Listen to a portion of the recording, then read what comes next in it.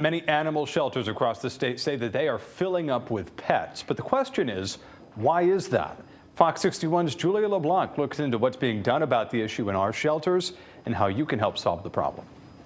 10-week-old pups, Remy and Nala, are just two of dozens of dogs coming to Pack Leaders Rescue of Connecticut in East Hartford on a weekly basis. It's definitely nonstop. Tori Catani is the co-founder here, and right now her shelter and others are bursting at the seams with animals. Everybody is bursting, and we hate to say no, but there are a lot of rescues that are at capacity, if not full capacity. All of these guys have a story. So this one actually, Jack was transferred from one of our Connecticut animal control agencies. James Bias is the executive director of the Connecticut Humane Society, the oldest animal welfare organization in the state. We step in when we feel like there's a gap that needs to be met. The Humane Society has 3 shelter locations, a pet food pantry, and an on-site vet clinic.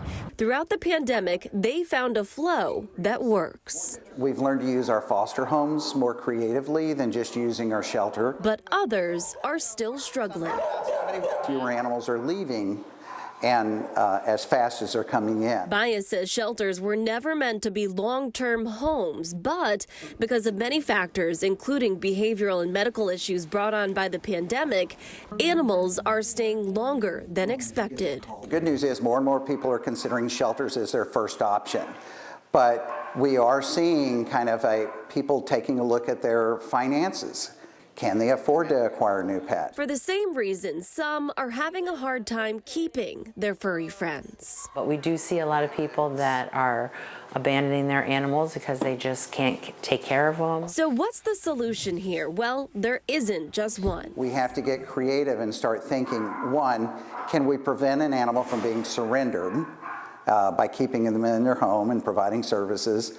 And then 2, can we still continue to let people know the shelters are bursting at the seams? State Representative Dorinda Borer says more animals are being returned to the shelters, left on the streets, or even beaten. A few municipal shelters in Connecticut have also let the health of the animals slip through the cracks. It's difficult to regulate that process.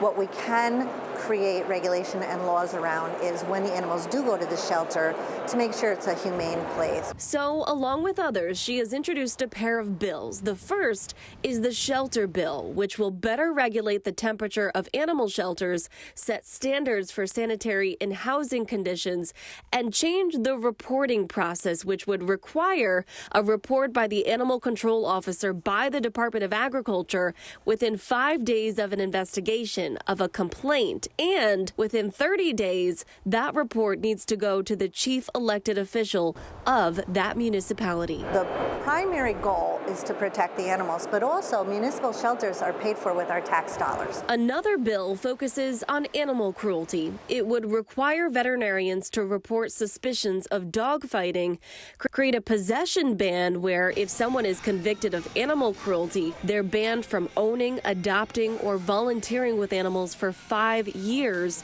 Plus, it would better define bestiality as a crime. Addressing animal cruelty is critical because we know so much more about the link between animal cruelty and other violence. It's a precursor very often for significant violence. There isn't just kind of an easy fix to any of these. There's not an easy fix to address the shelter population. It's a matter of just really kind of using all the tools that we have in our toolbox. Because though this is their temporary home, it shouldn't be their forever home. Julia LeBlanc, Fox 61, Connecticut's news station.